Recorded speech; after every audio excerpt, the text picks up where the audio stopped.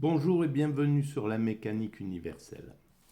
Alors, aujourd'hui, nous sommes dimanche 18 décembre 2022 et je continue mes, mes balades autour de cet ouvrage, La joie spacieuse de Jean-Louis Chrétien, essai sur la dilatation, aux éditions de Minuit. Voilà. Alors, je le répète toujours parce que les gens arrivent sur ces vidéos de manière impromptue, donc sans connaître vraiment la logique de mon travail, etc. Alors, ces lectures, euh, on pourrait dire, naïves, simplistes et picorer, voilà, picorer, c'est une sorte de picorage de, de l'ouvrage, euh, sont en lien avec la théorie que je développe sur la mécanique universelle, sur le site Mécanique universelle. C'est une théorie qui m'est arrivée dans la tête en l'an 2000, en gros, voilà, 1999, fin 99. Et à partir d'une phrase comme ça que j'ai imaginée et qui s'est écrite sur mon cahier, j'écrivais des petites nouvelles. Et la phrase c'était, et c'est toujours d'ailleurs, l'humanité est destinée à atteindre sa perfection. Et sa perfection, à l'époque, c'était l'amour absolu. Maintenant, ça a évolué. La phrase est devenue l'humanité est destinée à atteindre son ultime perfection, parce qu'elle est toujours parfaite au présent tout en étant perfectible, l'humanité, jusqu'à ce qu'elle atteigne cette perfection indépassable. Voilà. Cette perfection indépassable, c'est la paix universelle, la fraternité, euh, le,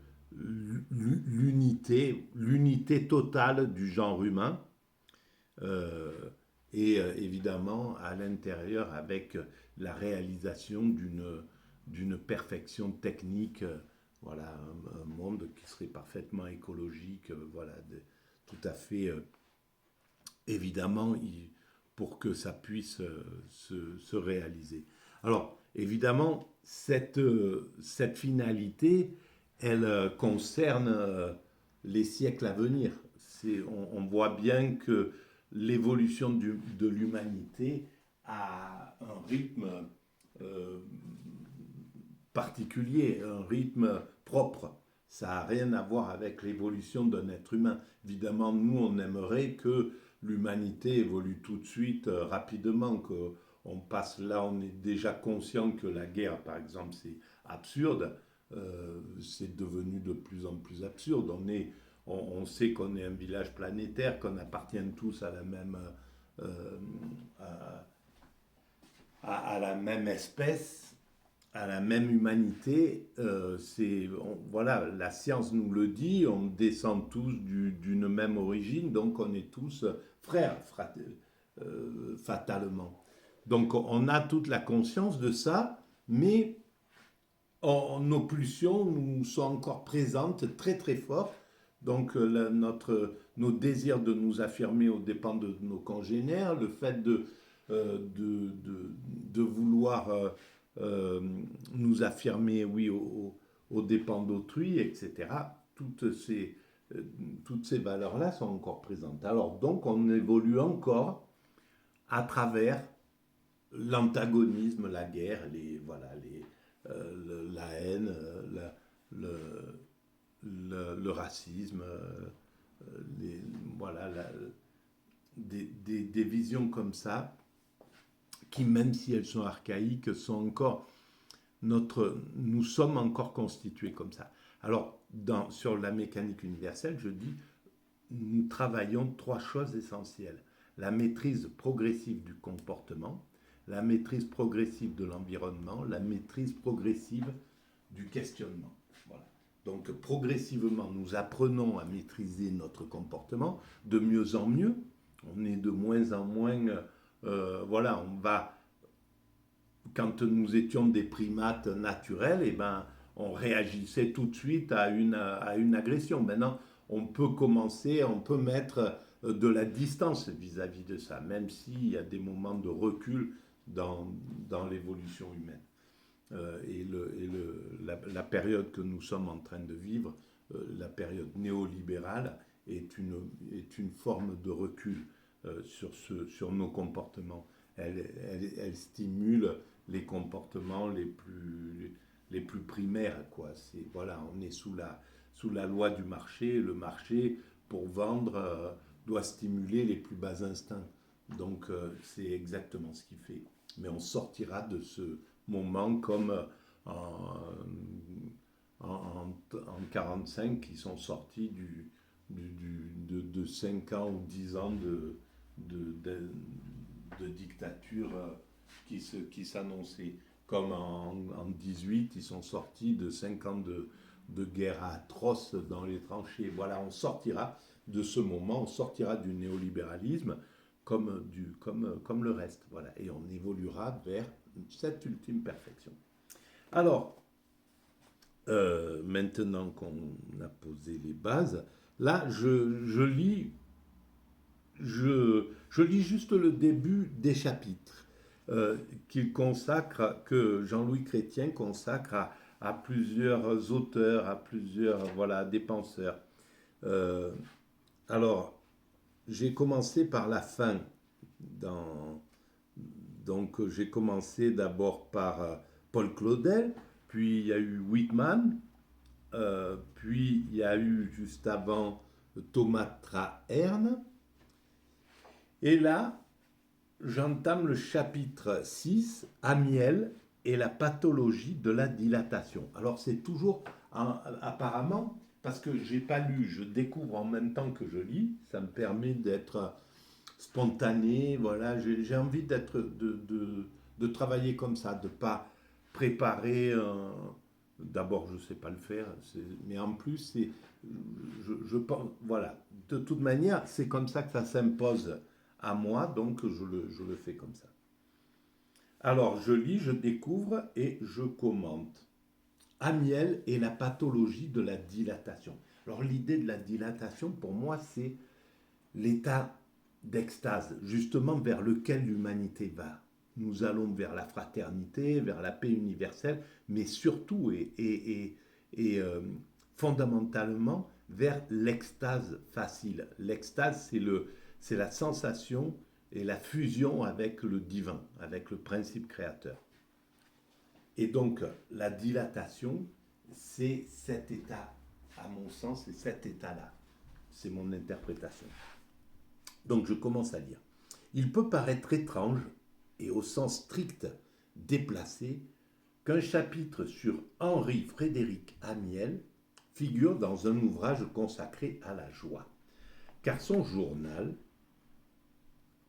dont la démesure a quelque chose d'effrayant et d'accablant, plus de 20 000 pages serrées, et qui est sans doute le plus long qu'ait retenu l'histoire littéraire, s'il comporte certes la description de multiples joies fugitives, a néanmoins pour tonalité fondamentale la tristesse, la déception, l'amertume liées à l'échec d'une vie riche de possibles. Alors c'est là où c'est intéressant que il y a quelque chose où même des écrivains ignorés, des écrivains ou des artistes qui passent à travers la souffrance, qui doutent d'eux-mêmes, qui ont l'impression qu'ils travaillent pour rien, que leur travail ne sera pas reconnu, alors qu'ils travaillent pour l'humanité. Je pense à Van Gogh, par exemple. Voilà, Van Gogh qui à la fin de son existence, ne sait même pas si son travail sera reconnu par l'humanité, sera apprécié, sera compris et aura son importance dans l'évolution de l'humanité. Parce que tous ces êtres humains travaillent pour l'humanité. Et peut-être plus consciemment que n'importe qui d'ailleurs. Et donc, on peut l'imaginer de, de Antonin Artaud, qui à la fin de sa vie aussi se retrouve, s'échappe de l'endroit de l'asile où il est enfermé. Il se retrouve au pied d'un endroit où on est en train de, de faire un spectacle à travers son écrit, pour son écriture, et que le gardien de l'entrée ne le laisse même pas rentrer parce qu'il ne le connaît pas, il ne l'a pas reconnu. Et puis, bon, voilà. Combien de personnes ont dû travailler dans la négation comme ça? C'est intense, c'est incroyable. Mais il y a toujours quelqu'un qui va révéler quelque chose. Moi, je ne connaissais pas Henri Frédéric Amiel. J'ai un peu regardé juste en 2 minutes sur Wikipédia. Et effectivement, voilà, on voit. Donc, tout est restauré dans l'humanité. Chaque être humain est là. Le travail de chaque être humain est malgré tout inclus dans l'humanité, quoi qu'il arrive. Et j'espère que le niveau de conscience s'élèvera suffisamment vite pour qu'on puisse remercier tous les êtres humains qui passent sur cette terre et qui travaillent à cette humanité et leur rendre les honneurs qu'on doit rendre à chaque humain, puisque chaque humain donne son existence entière à l'évolution de l'humanité, d'une manière ou d'une autre, par le bien, par le mal, quoi qu'on fasse, c'est ce qu'on travaille que pour cette humanité. Voilà. Cet échec, à la fois intellectuel, affectif et moral, qui dira s'il est l'effet ou la cause du journal lui-même, c'est-à-dire plus rigoureusement de ce mouvement d'observation et de morigénation de soi qui porte le ressassement infini de sa rédaction? Ou si cette causalité est circulaire? Le journal approfondissant, comme les esclaves nus dans la vie antérieure de Baudelaire, dont l'unique soin était d'approfondir le secret douloureux qui me faisait languir. Alors, ce ressassement infini, bon, c'est peut-être plus mon cas, mais je suis plaintif peut-être souvent, et dans mes vidéos, c'est arrivé que je sois dans cette plainte, dans cette jérémiade. Voilà. Ça fait partie de l'homme. Des hommes vont pouvoir maîtriser cela, d'autres ont besoin de l'exprimer, d'autres, etc. etc. Et c'est parce qu'il faut de tous pour faire ce monde, et on s'en rend vite compte qu'il faut vraiment de tous. On ne peut pas extraire quelqu'un de cette humanité. On est tous vraiment... on a tous une place importante. Et si vous regardez le chapitre que j'ai consacré au mal et au bien sur la mécanique universelle.net, vous verrez qu'on pouvait pas, l'humanité ne pouvait pas devenir une humanité sans créer le mal, l'idée du mal, le concept du mal, et de travailler sur ce concept du mal qu'elle avait créé, qui n'existe pas chez les primates naturels. Ce qui n'empêche pas qu'il y a des règles, des lois, des interdits instinctifs. Nous, on les a posés de manière culturelle, on les a posés oralement, on a fait évoluer ces choses oralement, et donc on peut les travailler justement. Une fois qu'ils sont passés dans le domaine de la culture, on peut travailler sur les lois, les faire évoluer, resserrer de plus en plus les interdits, l'interdiction de s'affirmer aux dépens de ses congénères, l'interdiction d'abuser autrui, etc. On le voit, voilà, par exemple avec MeToo, on a encore resserré d'un cran une façon de pouvoir dominer, abuser l'autre, parce qu'on a de l'argent, parce qu'on a du pouvoir, parce qu'on a... Voilà, ça, dans 50 ans, dans 100 ans, ça sera réglé. On pourra pas, on sera rentré dans l'interdit absolu. Et peut-être qu'il n'y aura pas plus de transgressants qu'aujourd'hui on trouve de criminels. Il y a bien sûr des criminels, mais il y a 2 crimes par jour en France. Voilà, c'est, on a réduit ce- c'est- les interdits font que l'éducation, les interdits, le développement de l'empathie, les soins psychologiques, etc., tout ça font que on est de plus en plus, euh, euh, on domine de plus en plus nos instincts, nos pulsions, etc. Alors évidemment, ça prend du temps. L'humanité a son chemin qui est lent, mais c'est son allure de croisière. Donc le secret douloureux qui me faisait languir, dit Baudelaire. L'échec dont il résulte et le rendant à son tour irréparable, point d'interrogation. À l'inverse de Proust, l'œuvre est le récit d'un désœuvrement qui est le désœuvrement lui-même, l'absence d'œuvre en tous les sens du terme. Ah, je ne savais pas tout ça, mais c'est vraiment incroyable. Quoi qu'il en soit, la question du statut de la limite et de l'illimité, du rapport entre une force centrifuge et une force centripète dans le moi, la question de la dilatation et de la contraction sont incessamment au cœur de son débat, de son interrogation et de son tourment. L'acuité d'Amiel, professeur de philosophie de son métier, fait qu'il ne s'agit pas seulement d'un document psychologique exceptionnel, mais aussi d'une dramatique de la pensée.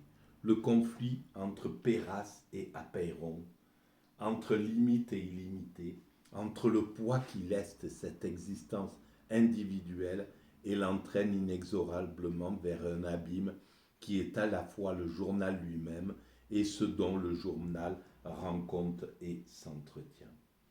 Ça y est, je me rappelle que j'ai lu un livre où il y avait le nom de Amiel, écrit par Amiel. Donc, il a sans doute écrit quand même des livres de philosophie, ce professeur de philosophie. Il en prend du même fait une dimension universelle, et par sa question et par l'inquiétude de sa réponse. Parfois, Amiel formule ce conflit à propos de lui-même, parfois à propos de forces à l'œuvre dans le monde, comme dans ce passage sur la foi et la science. Ouvrez le guillemet. C'est le propre de toute religion de servir de frein à notre émancipation illimitée et de fixer notre agitation inquiète. La curiosité est la force impulsive, expansive, rayonnante, qui nous dilatant sans limite, nous volatiliserait à l'infini. La croyance représente la gravitation, la cohésion, la concrétion qui fait de nous des corps, des individus particuliers. Une société vit de sa foi et se développe par la science. Fermez les guillemets. Et évidemment, là je vous renvoie à la lecture de la critique du mythe de Sisyphe de Camus. Les vidéos que j'ai faites, qu'on retrouve sur cet espace YouTube. Mais le conflit est le plus souvent déchirant. Et alors, évidemment, là, il prend conscience de l'importance de la religion, de la croyance en somme, parce que la religion, c'est trop limitatif. En fait, la religion, ce qui est important dans la religion, c'est la croyance, c'est la spiritualité. On sait qu'il faudra dépasser nos appartenances, qu'il faudra au moins, pas les dépasser, mais les faire fusionner avec l'ensemble des autres spiritualités. Que l'ensemble des religions devront fusionner dans quelque chose qui gardera chacun ses particularités, ses qualités propres. Chaque communauté gardera sa communauté, mais elle ne sera pas un, un- elle ne sera pas un moyen de se dissocier des autres. Elle ne sera pas un sport de combat. Elle ne sera plus, il faut que ça soit terminé, ça. Un sport, une façon d'orgueil envers autrui, quoi. Voilà, moi, ma religion est supérieure à la tienne est inférieure, etc., etc. Ce genre de comportement sera dépassé, bien entendu. On rentrera dans le respect absolu d'autrui. Mais il faudra peut-être 100 ans, 200 ans pour y arriver. Mais on y travaille, l'humanité y travaille, tranquillement, sans le savoir pour l'instant. Elle finira par prendre conscience qu'elle travaille là-dessus. Et quand elle prendra conscience de ce cheminement,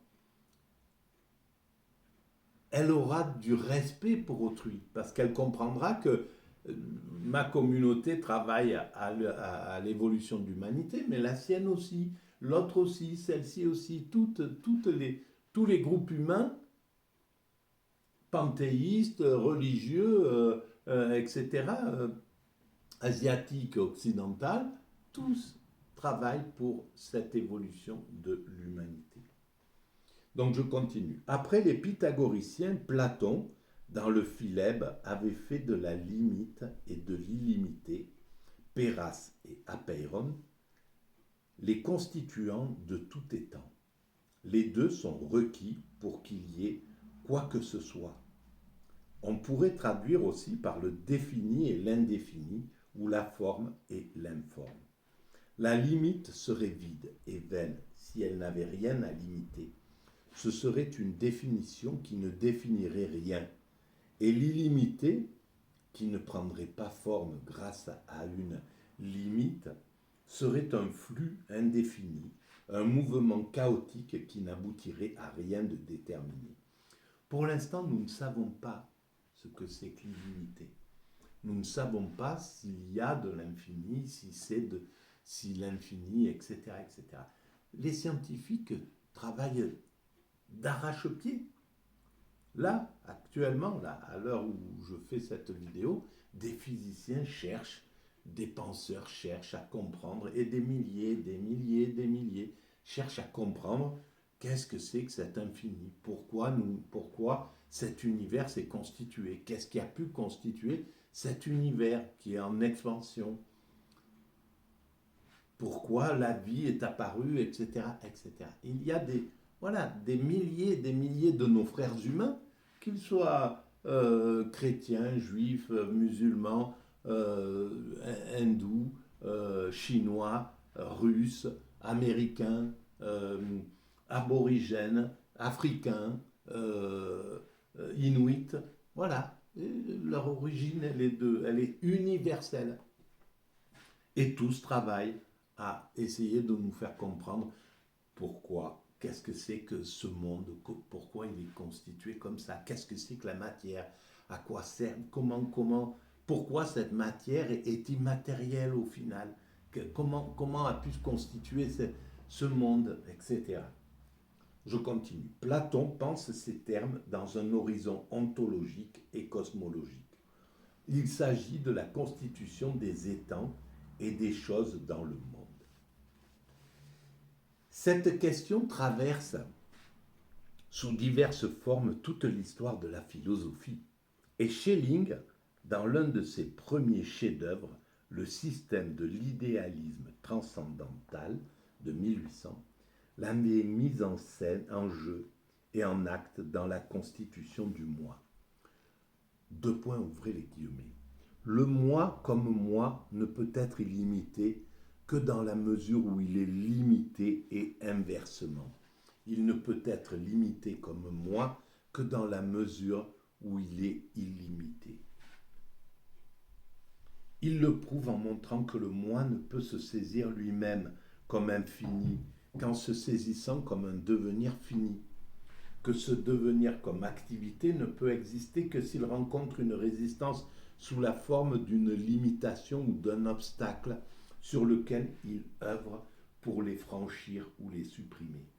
Ce devenir se poursuit par le déplacement à l'infini de la limite. Chaque limite est dépassée, mais il y en a toujours une autre au-delà. Franchir une frontière m'en fait apercevoir une autre plus loin. Sans cette limite, le moi ne pourrait prendre conscience de son mouvement centrifuge d'expansion. Inversement, une limite ne peut se donner à moi comme limite que si je me heurte à elle, que si j'ai du mouvement pour aller plus loin, que si je cherche à la supprimer ou à la repousser, et donc que si je suis pourvu d'une force d'expansion infinie en droit. Et cette force d'expansion infinie en droit fait que l'humanité va doucement, péniblement diront certains, vers son ultime perfection, l'extase, l'amour absolu, la fraternité, la paix universelle, etc., etc. Les vêtements ne se sentent pas prisonniers dans la penderie.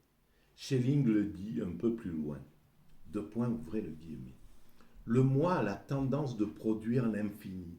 Cette direction doit être pensée comme allant vers l'extérieur, comme centrifuge. Mais elle ne peut être distinguée comme telle sans une activité qui revient vers l'intérieur, sur le moi comme centre. Et bien entendu, c'est là où c'est Schelling. Voilà. Alors, on peut imaginer ce qu'étaient les discussions entre Schelling et Hegel. Il y avait d'autres. Il y avait un poète. Bon, bref, à cette époque-là, la puissance de la pensée. Comment ont pu converger 3, 4, 5 états d'esprit aussi incroyables et dont on n'a pas encore mesuré la puissance. Parce on s'est arrêté en chemin. On a baissé les bras avec Hegel. On a pris... c'était... Voilà, là, déjà parce que la guerre a enlevé ce qui s'est passé en 39-45, ça a désespéré l'idée d'un progrès technique positif, d'un progrès d'une évolution vers cet état de perfection. Mais maintenant, il est temps de reprendre le chemin, parce qu'on s'est éloigné de cette horreur et voilà. Et puis on a besoin de prendre conscience maintenant de notre sens. Il me semble. Il faut bien m'approprier ce que j'ai conquis, sans quoi je ne l'ai pas vraiment conquis. Dans ce conflit, chacune des forces opposées est nécessaire. La prise de conscience de chacune de ces deux forces suppose et requiert l'autre. Ce n'est pas ici le lieu d'examiner ce que Schelling dégage de ce conflit premier, ni de méditer sa pensée de la limitation du moi par lui-même. Mais cette co-appartenance de la puissance dilatante ou expansive et de la puissance contractante ou constrictive fait ressortir par contraste ce qui caractérise Amiel. Elles ne parviennent jamais chez lui à s'unir ni à produire de leur conflit même une unique activité. Et ça, je le comprends tellement. S'il ne m'était pas arrivé de pouvoir résumer, rassembler, si cette phrase ne m'était pas tombée dessus, l'humanité est destinée à atteindre sa ultime perfection, qui nécessitait très peu en fait de qualité pour la développer. Voilà, je pouvais l'écrire de façon naïve. Je n'avais pas fait d'études et je pouvais très bien écrire ça de façon naïve, schématique, et je vois, d'ailleurs, c'est loin d'être naïf, mais on voit Wittgenstein, la façon dont il écrit, et ben, pourquoi pas, et au contraire, justement, c'est pas pourquoi pas, c'est, voilà, on peut écrire comme on le veut. On peut l'écrire sous forme de sentence comme Nietzsche, on peut écrire de façon naïve, on peut écrire de façon brutale, on peut écrire, voilà, tout est permis dans cette chose-là. Et ça, c'est quand même vraiment incroyable. Et, mais quand on n'arrive pas, quand on quand on n'arrive pas à faire son œuvre pour des raisons X ou Y, parce qu'il y a un obstacle quelconque, on se met quelque chose de trop haut, ou on n'arrive pas à se concentrer, ou on ne peut pas. Enfin, il y a des choses comme ça. Tant qu'on cherche sa façon de s'exprimer, la façon de s'exprimer, tant qu'on cherche la façon d'exprimer son potentiel, ce qu'on a à l'intérieur de soi, on souffre. Ah ben voilà, ça va me permettre d'expliquer quelque chose que j'avais compris même avant la mécanique universelle. Pourquoi je souffrais dans la peinture quand j'essayais d'exprimer ce que je voulais faire à travers la peinture. J'étais limité avec la peinture. Un tableau, un cadre, c'était pas suffisant. Je voulais travailler sur l'universel, sur le monde. Instinctivement, j'avais déjà cette idée-là. Et j'avais pas les moyens d'universaliser le monde euh, euh, ça- ça- sans être dans une galerie. Voilà, si j'avais été chez Léo Castelli ou voilà, dans la galerie Beaubourg ou ailleurs, chez un grand galeriste apte à soutenir une performance qui pouvait être universelle, ça aurait été formidable. Mais j'étais limité donc. Et l'écriture, et la convergence du moment où je peux écrire et le moment où en même temps je peux le mettre sur Internet parce que l'Internet est créé, donc que ça soit à la portée de quelque chose d'universel, c'est ce qui se passe avec la mécanique universelle. Il y a actuellement sur le site, il y a eu 15 000 passages sur le compteur, et le compteur compte que la moitié des passages en gros. Donc il y a eu sans doute, voilà, admettons 20 millions de passages. Même si c'est des passages brefs, rapides, voilà, qui restent pas, il y a juste le temps de pouvoir lire. L'humanité est destinée à atteindre son ultime perfection. Et ça suffit pour travailler l'état d'esprit, pour faire que cette option peut être tenue. On peut comprendre que cette option est là. Voilà. Et que voilà, ça éveille quelque chose. Donc, c'est puissant. Mais si j'avais pas eu cette opportunité, si c'était pas tombé, quelle souffrance! Quelle souffrance de ne pas pouvoir l'exprimer par d'autres moyens. Pour l'avoir vu, pour avoir vu quelqu'un qui m'est cher et qui a un talent inouï et qui n'arrive pas à l'exprimer correctement, là, il y a une souffrance inouïe, en somme, quand on voit ça, quand on voit les choses. Et en fait, cette souffrance, elle est là pour nous obliger à nous transcender et à trouver la clé pour sortir de cette souffrance-là et pouvoir nous exprimer. Et en fait, c'est ça le principe en fait de l'artiste.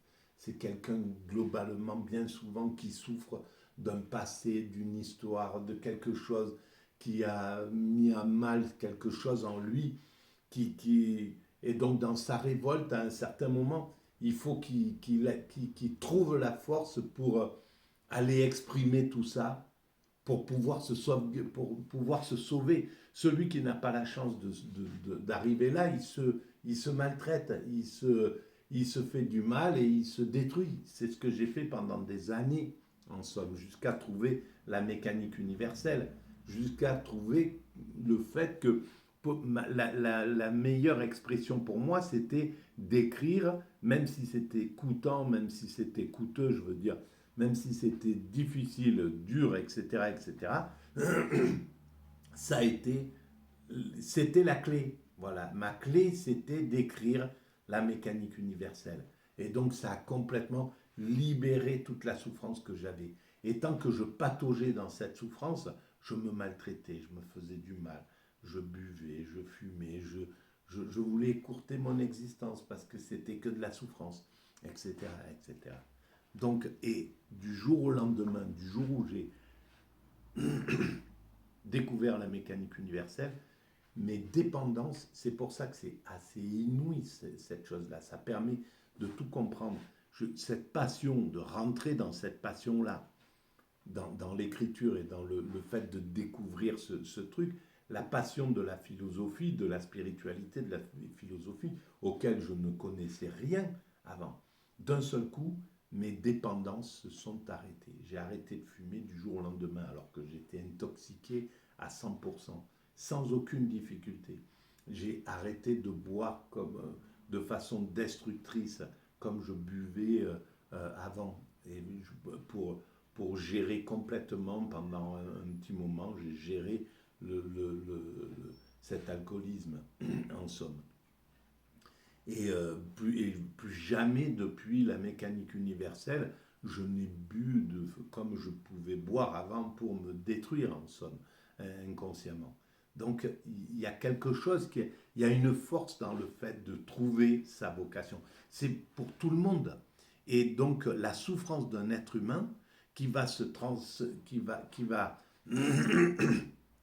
arriver, qui va se montrer de différentes manières, par l'anorexie, par la boulimie, par l'alcoolisme, par la drogue, par n'importe quoi. C'est juste parce que l'être humain ne peut pas exprimer son potentiel. Il n'a pas trouvé sa voie. Donc il suffit, le soin pour la plupart des êtres humains en souffrance, c'est de leur faire accoucher de leur voix et de leur dire tu peux le faire, on va t'aider à le faire. Voilà. D'accord, ben en fait, tu rêvais à quoi tu rêvais quand tu étais enfant? Qu'est-ce qui t'anime? Essaye de trouver ce qui t'anime. J'aurais voulu faire ci, ça, n'importe quoi, être charpentier, être danseur, être ci, être ça. On va t'aider à aller vers cette chose-là. Voilà, si tu peux. En fait, c'est ça. Et l'humanité future, elle devra permettre à chaque être humain de faire ce pourquoi il est fait, de réaliser ce pourquoi il a été fait. On est tous faits différemment et c'est pas pour rien. En effet, il aura un potentiel physique pour courir vite, un autre pour frapper fort sur du bois, un autre pour être en plein air parce que c'est ce qu'il aime, un autre pour travailler la terre, un autre pour être à côté des animaux, un autre pour être intellectuel, un autre, etc., etc. Et tout ça fait qu'on construit l'humanité. C'est la force de l'humanité, cette diversité. Et donc ça, on doit pouvoir l'offrir sur la planète tout entière, à un hindou, comme à un africain, comme à un occidental, etc., etc. Il va falloir pouvoir donner à chaque être humain le bonheur d'exister sur cette planète, d'être heureux sur cette planète, donc de s'épanouir, parce que tout le monde cherche il n'y a pas de fainéant dans l'humanité, il n'y en a pas. Tout le monde a envie parce qu'on a un potentiel dès qu'on se lève d'énergie qu'on doit dépenser d'une manière ou d'une autre. Et donc, si on ne peut pas la dépenser par le travail, eh ben, on la dépense en s'asphyxiant à travers la cigarette sur un canapé, en train de bouffer des chips et de regarder n'importe quoi à la télévision. Voilà. Mais ça, c'est pas notre faute. C'est le système qui conduit à construire des êtres humains qu'on dit aujourd'hui marginaux, qu'on dit aujourd'hui quelqu'un qui est, comment ils disent, tu es un cas social, voilà. C'est l'humanité qui construit les cas sociaux. C'est pas, c'est pas les êtres humains qui vont là-dedans. Si on donne les moyens à chaque être humain, si on brise un être humain, il est brisé. Tout être humain a envie de travailler, d'agir, de participer à l'humanité, d'être là, de donner. Et ça, ça sera le challenge. Il faudra peut-être encore 50 ans, 100 ans pour arriver à ça. La psychologie arrivera à ça. Et l'humanité arrivera à cette étape-là.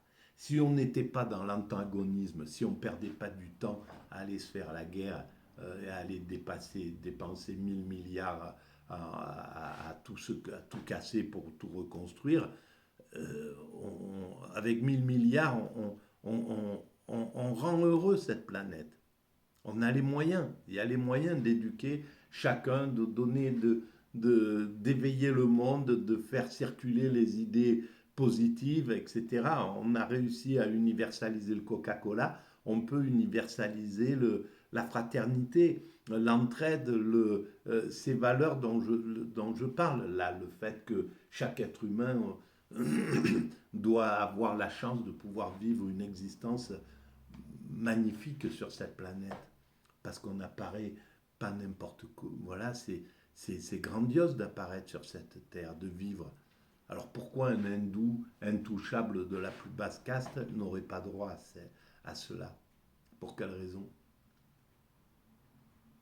Pourquoi quelqu'un devrait passer 20 ans de son existence sous la guerre, dans un système de guerre, vivre dans un système où il ne peut même pas sortir, où il est prisonnier dans un petit territoire? Pour quelle raison? Il n'y a aucune raison que l'humanité ne donne pas à chaque être humain la possibilité de ne pas souffrir sur cette planète et de s'épanouir totalement. On a tous les moyens de faire ça. Ça prendra du temps, mais l'humanité prendra conscience de toutes ces valeurs-là. Voilà. Donc, au fond, ça m'aura donné... je vais arrêter là, parce que je ne sais pas où se situe la dilatation chez Amiel. Mais en tout cas, voilà. J'espère que ça vous donnera envie d'aller lire Henri-Frédéric Amiel, de comprendre cet être humain, pardon, et de lire également Jean-Louis Chrétien, La joie spacieuse et la dilatation, et c'est sur la dilatation. Voilà, je vous remercie pour votre écoute et je vous dis à très bientôt pour une nouvelle petite